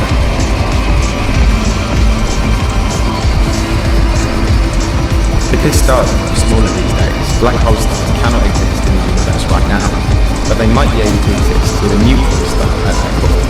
Neutron stars are formed when massive stars go supernova, but what remains is not massive enough to form a black hole, but collapses down into a body that's over the city, with unthinkable density, pressure, and gravity.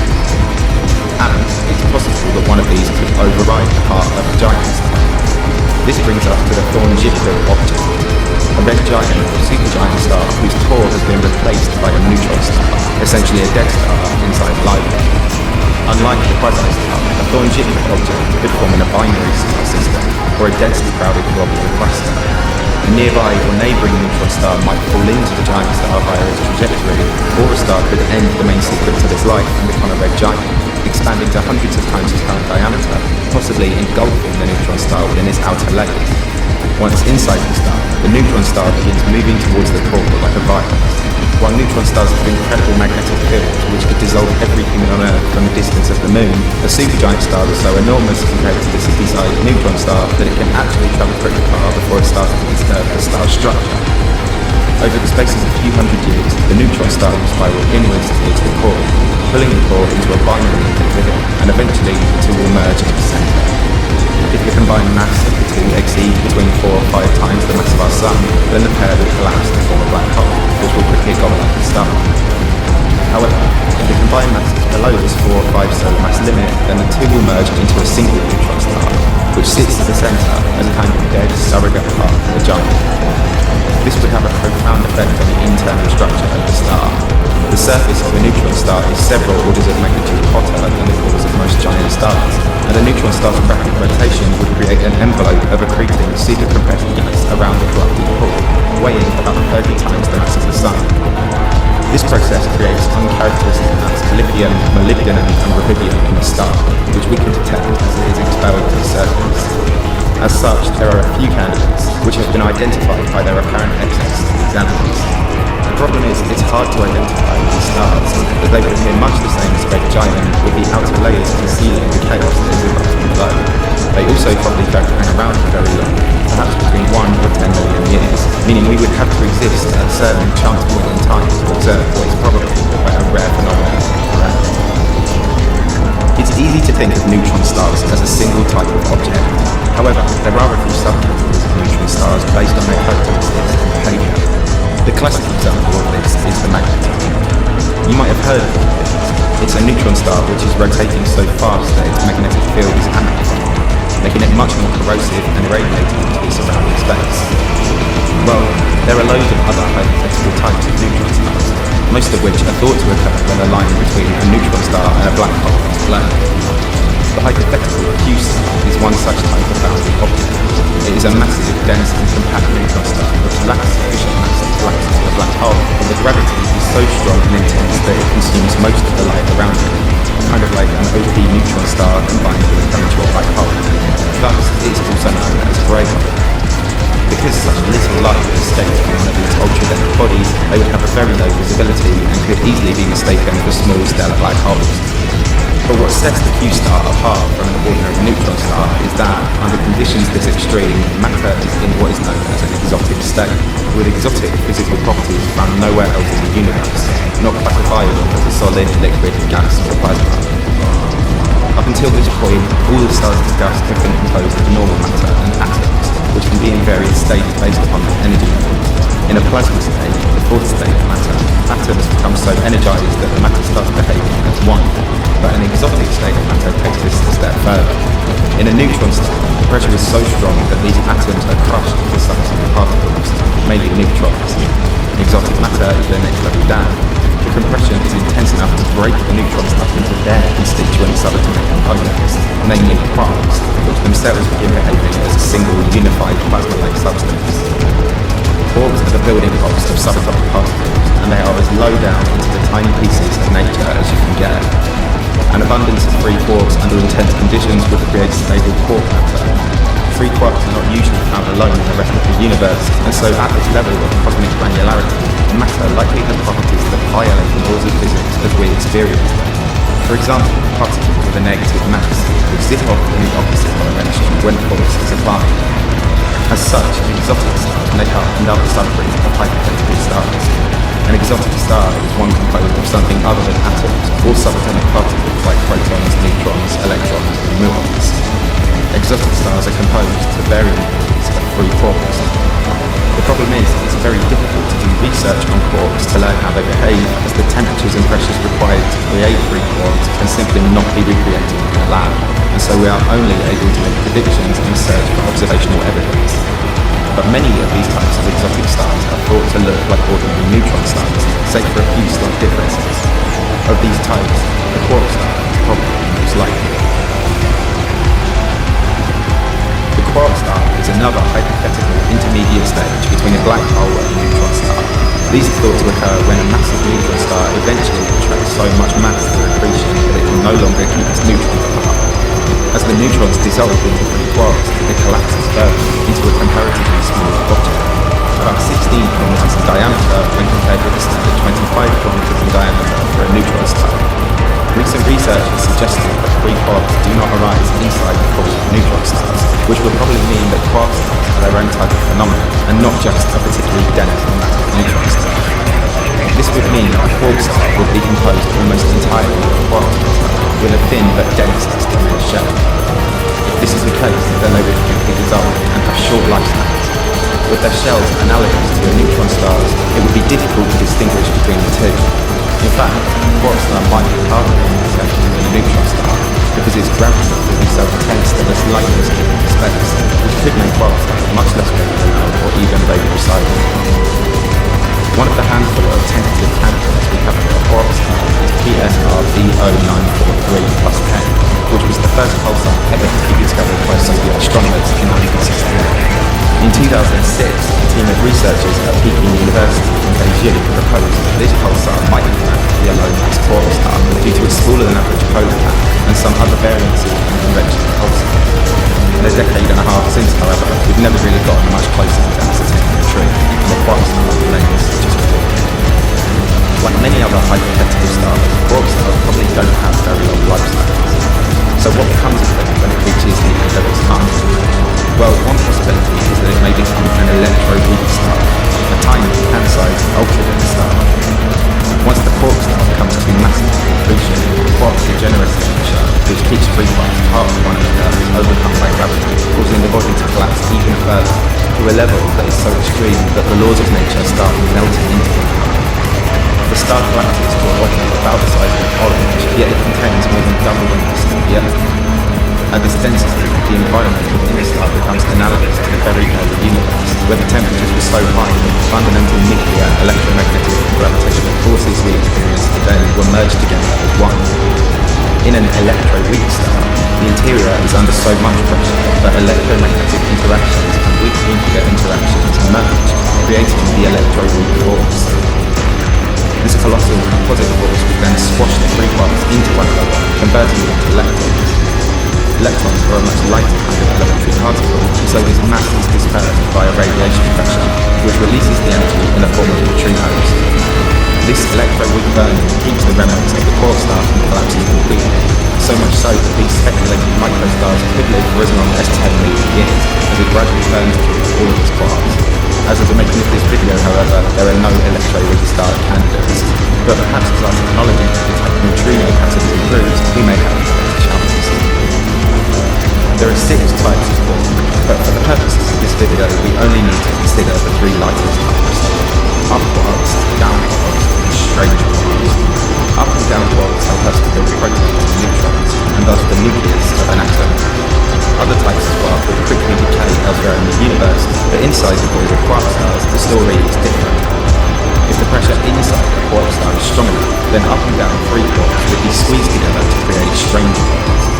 Strange quarks are the heaviest and thus most influential of the 3 types discussed, and thus have extreme properties. Strange quark matter is by far the most dense material in the known universe, and is so corrosive that it turns everything it comes into contact with into strange quark matter, as it dissolves atoms into 3 strange quarks. It is thought that in a kilometer explosion, that is when 2 neutron or quark stars collide, tiny droplets of this strange quark matter could be released and could travel through space indefinitely. If one of these droplets so much as touched another star, it would begin turning into a strange star. As the name suggests, this is a star made of matter that is mostly strange quark matter.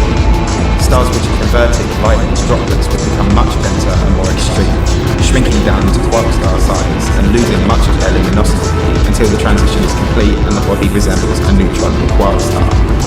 As such, there really is no way of telling how many of these strange stars there could be in the Milky Way, if any, or how many are capable of releasing strange droplets when they explode. So at the moment, these are all just ideas. But with that said, there might be another line of evidence for their existence: fast radio bursts. Fast radio bursts are a currently unexplained phenomenon caused by radio pulses in space from a high-energy source, ranging in length from a fraction of a millisecond to a couple of milliseconds. The crusts of strange stars are proposed as a potential cause for these bursts. Because strange stars are so insanely dense, even a tiny shift in its neutron star-like crust would have a cascading effect, resulting in the release of large quantities of electromagnetic energy, which is forced up onto the poles before being ejected off at near light-speed velocities. And there is a good case to suggest that these relativistic emissions are a source of the fast radio bursts we can detect here on Earth. So we've covered stars in the distant past, and we've covered stars in the present. But what about stars in the distant future? As the universe ages and its content evolves, new types of stars not possible in the universe today will be able to form. In order to understand these hypothetical stars, we must first consider what happens to a star that is not large enough to go supernova, a star like our Sun. Stars of this size, up to between about 9 or 10 times the mass of the Sun, do not explode at the end of their lives. Rather, they shed and disperse their outer layers into a planetary nebula as they exhaust their fuel. What remains is a star core that is about the size of Earth or slightly larger, but that still retains about half its stellar mass, resulting in an extremely dense body of electron-degenerate matter, known as a white dwarf. The vast majority of stars in the universe are expected to meet this fate, with only a small percentage of stars large enough to be supernova.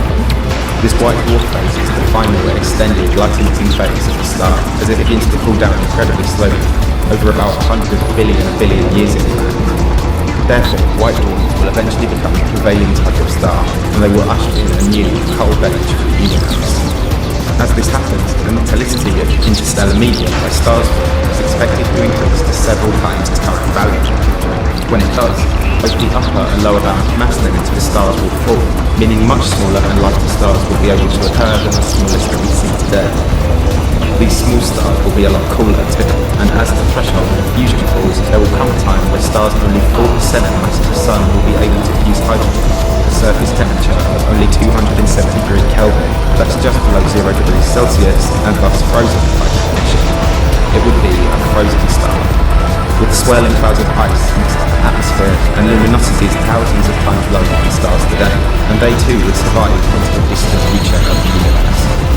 These frozen stars will share the universe with the remaining white dwarfs. Because white dwarfs are also constantly cooling down, albeit very slowly, eventually their temperature output will become insufficient for the star to stay luminous, and this brings us to the final form of a small dead star, a black dwarf. An inactive sphere of matter with surface temperatures close to the coldest in the universe, emitting no light or heat to it. Furthermore, brown dwarfs, which are failed stars not massive enough to cause hydrogen but heavy enough to fuse deuterium, will also reach the space as they cool down and extinguish. There are no such stars in the universe today, as white dwarfs are expected to take quadrillions of years to cool to this level. But one day, black dwarfs will become the most prevalent type of star in space, as the universe prepares to enter its second dark age. What will happen next depends on the currently unanswered scientific question as to whether protons decay given enough time. If they do, then these star forms will gradually dissolve back into atoms and particles over an incomprehensibly long time. But if not, then the body will stand the test of time, outlasting even the heat death of the universe. Eventually, heavier atoms will decay into iron, which will turn the matter in the black dwarfs into spheres of solid metal, aptly named iron stars. The final fossils of the universe's once illustrious stars will be huge spheres of solid iron, but this will also take an unthinkably long time, perhaps 10 to 1500 years, which is a number so big I can't even put it on the screen. So probably not something we will have to worry about. Most of the stars we covered in this video are hypothetical at best, and some entail processes and phenomena that we are only just beginning to comprehend, existing in the blink of an eye on a vast cosmic timescale as we desperately fumble around in the darkness of space, trying to make sense of the past, present and future of our reality. Perhaps the stars in this video are impossible and simply serve to do nothing more than highlight gaps in our understanding. Perhaps in our lifetimes, we'll begin to unravel a clearer picture of the past and future of the universe, gradually piecing together the unendingly complex jigsaw that is nature. But until we can conclusively identify those stars we cannot see, we might as well just keep looking out for the ones we can see.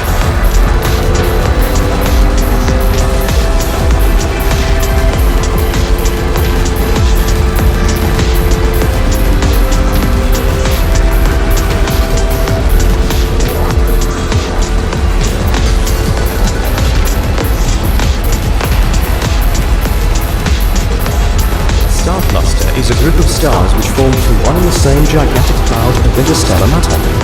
These stars are practically identical in terms of their chemical composition and age. The system they form is bound by gravity forces. Star clusters fall into either of these two categories, which are the main varieties, open and globular clusters. Open star clusters are products of stellar nursery's evolution. The latter are areas of cosmic gas where stars are actively born. That is why the clusters here are mainly comprised of young stars and great amounts of interstellar hydrogen. Gravity forces between them are comparatively feeble, which leads to an open cluster's disintegration several hundred million years after its formation, which of course is mere seconds in astronomical terms. Some of its former members still stick together in their joint movement of space, thus forming a stellar stream, while others break away from their group to become sole masters of their own destiny. Over 1,100 open star clusters have been pinpointed in our galaxy, and incidentally, it appears to be just a tiny portion of their overall count. Globular clusters are larger and denser than open ones, and consist of old and not very massive stars. The average distance between the stars there is 4 to 6 light months. As for their masses, these may reach 1 million times that of the Sun. The Milky Way contains not less than 150 star clusters of this type, and the Andromeda Galaxy over 500. Open clusters are comparatively modest in size, but the star count of some of them reaches thousands. These objects are referred to as superstar clusters. The largest of them are thought to eventually turn into globular ones. All it will take is waiting around for a few billion years or so, until the most massive stars there have burned out and exploded. One of the largest superstar clusters in our galaxy is one referred to as Westerlund 1. It was spotted back in 1961 by Swedish astronomer Bengt Westerlund, but for a long while remained largely understudied, as it is quite difficult to observe. The distance from the cluster's center to the solar system has been estimated at approximately 10,000 to 15,000 light-years. Staggering though this figure may seem, Westerlund 1 is in fact one of our closest superstar clusters. That is why it is crucial to observe it, to bring our understanding of stellar evolution processes to a whole new level. The diameter of Westerlund 1 measures around 7 light-years. Astoundingly, this area, which is really tiny in astronomical terms, is literally crammed with thousands of stars with a total mass of about 63,000 solar masses. Some straightforward calculations show that distances between the major members of the cluster are just several light-months. As for binary system components, they are much closer to each other than that. Due to incredible density of the stars in the cluster and the clouds of interstellar gas the stars are shrouded in, it is impossible to distinguish the exact sources of light here, as the thousands of stars this light comes from are too densely packed. This greatly interferes with observations and doesn't allow the observer to count the stars. That is why the exact star count in Westerlund 1 remains to be gauged. Among them, the following types of stars have already been pinpointed: 6 yellow hypergiants, 4 red supergiants, 24 Wolf-Rayet stars, and a supergiant with a highly peculiar emission spectrum. Supposedly it formed on collision of 2 massive stars. In addition, there is a great number of hot blue giants and an X-ray pulsar scattered among the stars in the cluster. A pulsar is an anomalous object. A neutron star is spinning at a mind-boggling speed. The binary star count is also quite high in Westerlund 1. This fact may be accounted for by the high density of the cluster's objects. All the superstar cluster's objects are posited to have formed around 1 in 7 time. However, depending on type of stars, they differ in terms of their age too. To start with, according to today's theory of stellar evolution, the red supergiants cannot be younger than 4 million years. Wolf-Rayet stars, on the other hand, which are in the final stage of their life cycle by definition, are remarkably numerous to cluster. Their life expectancy is known almost never to have been over 5 million years. Thus, the age of Westerlund 1 is quite accurately estimated at a mere 4 to 5 million years, which in essence is seconds in astronomical terms. At approximately the same time it was forming, first australopithecus and saber-toothed tigers roamed the Earth, and all that had been left of dinosaurs by then was just their fossilized remains. Mathematical modeling of the cluster's formation shows that the cluster may have contained 50 to 150 heavy stars that have depleted their resources by now, and so would have come to the final stage of their life cycle. Given the estimates are correct, on average there would have been supernovae every 10,000 years in the course of the past million years. As we know, the heavier a star, the faster it comes to the end of its life cycle and goes supernova, after which it leaves a black hole, a neutron star or white dwarf. However, to date only one object like that has been detected. It is thought that many supermassive stars would have turned into black holes, but these are rather difficult to spot today. The superstar cluster Westerlund 1 contains one of the largest stars known today, designation Westerlund 126. Since it is rather difficult to observe it, its radius has been gauged at roughly 1,500 to 2,500 times that of the Sun. Its radius is closer to the bigger margin. Westerlund 126 may be the biggest star known to mankind. However, the radius is more likely to lie closer to the lower margin and measures slightly over 1,500 times that of the Sun. Even so, if its center were to be theoretically placed in that of the Sun, Westerlund 126 would cover all the planets, reaching as far as the orbit of Jupiter. The supergiant's luminosity is approximately 380,000 times that of the Sun, although its surface temperature is comparatively low, just around 3,000 Kelvin. The star's mass hasn't been gauged yet, but today's perception of stellar evolution allows us to assume that it may be around 20 solar masses. Another unusual object in the cluster is a Magnetar with a name like a tongue twister. It is also the most powerful source of X-ray radiation in that area of space. Located approximately 60,000 light-years from the Sun, it is a neutron star, whose rotation period is about 10 seconds. Incidentally, this is rather slow in comparison to other objects of this class. Those rotate several times a second. Given that all the stars in the cluster formed at around one at the same time, it would have taken the star that was the progenitor of this Magnetar just 5 million years to deplete its thermonuclear fuel. This means that when it was born, its mass should have been not less than 40 solar masses. However, in that case, it should have left a black hole rather than a neutron star after going supernova. It transpires that the progenitor star had to unaccountably lose up to 95% of its mass before going supernova. One of the possible answers to this riddle may lie in the fact that the object may have originated from a binary star rather than a single one. By spinning around their common mass center at an astounding rate, the system's components had a chance of actively exchanging material. At some point, the supernova would have scattered most of this material in the space around it, while the second component would have been ejected from the system. The star Westerland 1.5, which is located comparatively close to Magnetar, may well have been that main component, although it is not certain. Unfortunately, chances of discovering any planets in the superstar cluster Westerland 1 are thin. First of all, the stars the cluster is comprised of are too young for any planets to form in their environs. This curious process takes hundreds of millions of years at the very least. Secondly, even billions of years later, when the cluster supposedly turns into a globular one, it is hardly worthwhile to anticipate any objects to be born there that would potentially be capable of sustaining life. The close proximity of large and heavy stars makes the potential planet's orbits unstable. Moreover, in certain circumstances, a massive neighbor relatively close to a star system may actually destroy it completely. Besides, thousands of active stars concentrated in a small area of space create a remarkably powerful radiation background. Frequent flares of supernovae occurring in this crowned space may cause harmful gamma ray bursts, which destroy any life on the planet's surface. Chances are that even if mankind finds a way to cover interstellar distances, clusters will still remain deadly areas for quite a while. Distances from Milky Way to other galaxies are by all accounts mind-boggling. As a rule, it is anything from millions to billions of light years. Due to the universe's cosmological expansion, the distance between the Earth and any remote object in the universe is constantly growing, which makes the light emanating from this object look redder than it actually is. This phenomenon is known as a redshift. It is of great help in gauging distances and velocities on the astronomical scale.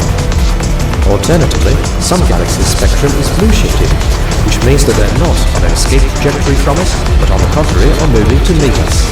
One of these unusual space objects is the galaxy M86 in the Virgo cluster.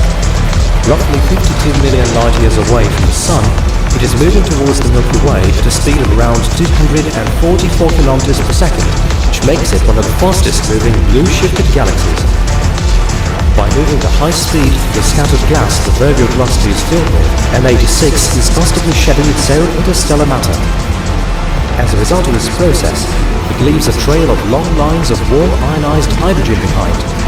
M86 is connected with the almost destroyed spiral galaxy NGC 4438 with several of these filaments.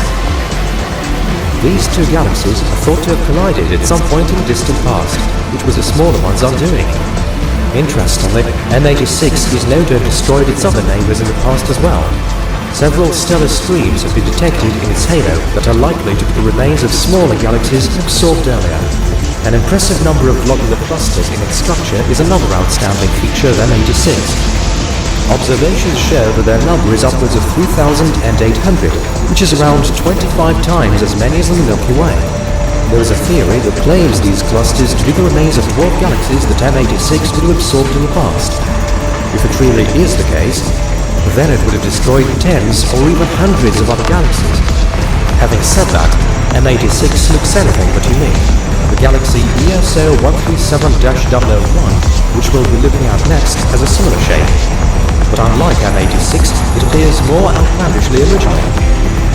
Located 227 million light-years away from the Sun, it is as heavy as 5 to 14 billion solar masses. As for its stars, most of them are young and bright blue giants.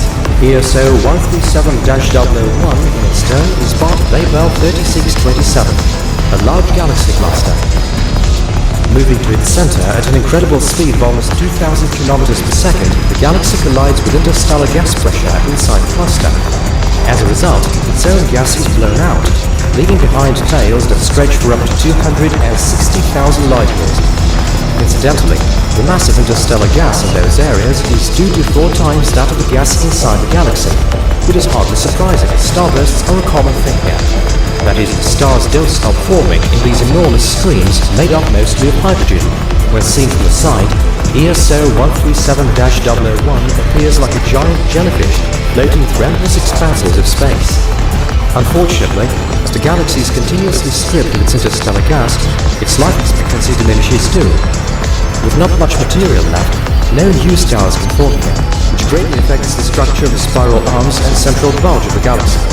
On the bright side, scientists have a chance of finding out more about dark matter and its interaction with other space objects by observing the behavior of gas streams left in the galaxy's wake.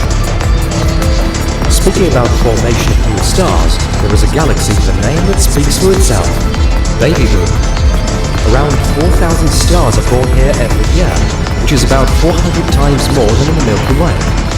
Straightforward calculations show that on average, a new star lights up in this area of space every 2 hours. The Baby Boom galaxy lies around 12.2 billion light-years away from the Earth.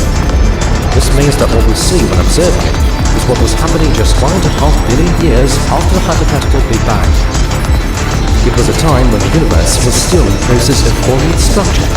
What is taking place in the galaxy now is drastically different from what we expect to observe there in theory, based on what we know about star formation. The reasons why stars are produced here at such an astounding rate are not known yet, but it is beyond any doubt that Baby Boom is able to provide us with a lot of information about the early stages of our universe's evolution. One of the few galaxies one can observe through an amateur telescope is the so-called Sombrero Galaxy, official designation M104. It lies 30 million light-years away from the Sun, and its diameter is roughly 4 times smaller than that of the Milky Way.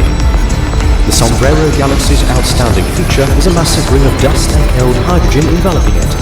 Observations show that it is here that most young stars are born. In addition to the peculiar ring, the Sombrero Galaxy is also remarkable for its elaborate inner makeup. Observations with the Spitzer Space Telescope show that most stars in this galaxy form a structure typical of elliptical galaxies. The stars here are mostly rather old yellow and red dwarfs. The other stars here, on the other hand, form spiral structures sealed within an elliptical cloud. It is thought that this phenomenon is a result of two galaxies' collision, with their stars subsequently and almost inevitably mingling together. It is incredible that galactic structures survived a merge of that scale with minimal damage, and none the worse for this tremendous collision that can still be observed. Another peculiar feature in the Sombrero Galaxy is exceptionally powerful X-ray radiation emanating from the center. It is assumed that the accretion disk of a supermassive black hole may be its source. The mass of the hole is estimated to be over 1 billion solar masses, which makes this enormous object one of the most massive black holes known to science today. There are also several sources of tremendously high frequency or terahertz radiation detected within the galaxy, although today their nature is still a mystery. Our galactic parade today is concluded with yet another object boasting an elaborate inner structure, the eerie M64 galaxy, rather aptly dubbed the Black Eye Galaxy. The nickname comes from a dark band of cosmic dust that partly conceals the galaxy's center from the observer on the Earth. Due to this line of cosmic dust, as well as the exceptionally bright active nucleus, it is impossible to estimate the Black Eye's number of stars even roughly. What we do know is that it is comparatively small and not so remote. Its radius measures 25,000 light-years, and it lies approximately 17 million light-years away from the Milky Way. The Black Eye Galaxy is made up of two well-defined parts. Interestingly, the inner disk and the bulge rotate in a direction opposite to that of the outer ring. The most likely explanation for such a bizarre makeup is that the galaxy formed after two smaller ones collided and merged in the distant past. Admittedly, it would take a combination of a number of mutually dependent factors for such a fascinating and well-defined structure to form. For example, the progenitor galaxies would have moved at specific velocities and come together at a certain angle. The odds of success would have been minuscule. The universe shows a rich diversity of hundreds of billions of galaxies consisting of downright countless stars of all makes and sizes, from tiny dwarfs to supergiants.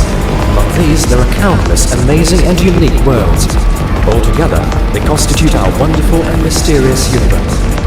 Black holes are the densest object in existence, with gravity so powerful that even light can't escape. As such, it comes as no surprise to find the largest black hole in the center of galaxies, where matter has been fed into them for billions of years, continually increase their mass. The very largest of these supermassive black holes can be billions of times the mass of our Sun. However, it may come as a surprise to you to realize that some of the most massive black holes we know of are actually the youngest. You see, when we look at distant galaxies, we are also looking back in time, and the galaxies billions of light years away often have the largest black holes. If the universe is only 13.8 billion years old, and light takes billions of years to reach us, that means the galaxy we are observing can only be a few billion years old at most from our perspective. Pretty young for a galaxy. Surely though, it should be the case that nearer and thus older supermassive black holes are more massive, seeing as they've had so much extra time to consume matter falling into them. So, what's going on here? The very largest supermassive black hole we know of is known as TON 618, with an incredible mass of 66 billion solar masses. By itself, its mass is comparable to the Milky Way Galaxy. However, TON 618 is exceptionally far away, and it's taking light emitted by it 10.8 billion years to reach us, meaning we are observing it as it was 10.8 billion years ago. This means it can be at most around 2.8 billion years old. By comparison, our own Milky Way Galaxy is approximately 13.6 billion years old. Yet the supermassive black hole found at our galaxy's core, Sagittarius A star, is only 4 million solar masses. The Andromeda Galaxy supermassive black hole, while bigger, is still only 200 million solar masses. One of the big factors to consider here is the difficulty in detecting and measuring black holes. This is still a really new field of research, as technology has only just allowed us to start observing black holes in the last few decades. Even then, we can often only observe the areas surrounding black holes, that is, before the Event Horizon Telescope came along. And even that telescope takes ages to finish just one black hole, so our general understanding really is still quite limited. In fact, most of the distant black holes we know about can only be seen because they are quasars. TON 618 is a quasar. Matter is pouring into the black hole accretion disk at an incredible rate, and because of this, it's erupted into a quasar. Quasars can only be sustained as long as matter is falling into them, otherwise they revert back to dark black holes. It's hard to fully grasp the physics of the accretion disk, but it is believed that the friction here is so great, the accretion disk of a quasar by itself can produce thousands of times more light than entire galaxies combined. TON 618 produces as much light as 140 trillion suns, completely outshining the galaxy it resides in, to the point that we can't even see it from our perspective. However, because quasars are the brightest objects in the universe, they can be seen from very far away. So, one reason for large black holes being far away is down to something known as Mount West bias. This is where brighter objects further away appear more plentiful, when in reality, we simply can't see the dimmer objects at that distance, implying there may be an argument that the largest supermassive black hole are actually distributed fairly evenly throughout the universe. If a galaxy has a very large black hole but it's not a quasar, it means we won't see it after a certain distance because the galaxy is much dimmer than a quasar. Another reason why we don't see the biggest black holes close to us is due to the nature of the universe itself shortly after the Big Bang. As you may know, the universe is ever expanding, and during the early universe, matter was a lot closer together. Quasars were more common back then because there were extreme amounts of matter falling into them to give off light, and there was a lot more gas around during the early stages of the universe. Not only has the universe expanded, but over time, gas gets converted into stars. Some of the largest types of stars eventually turn into neutron stars and black holes themselves, meaning that they never get recycled back into gas. Less available gas means less gas will fall into the supermassive black hole.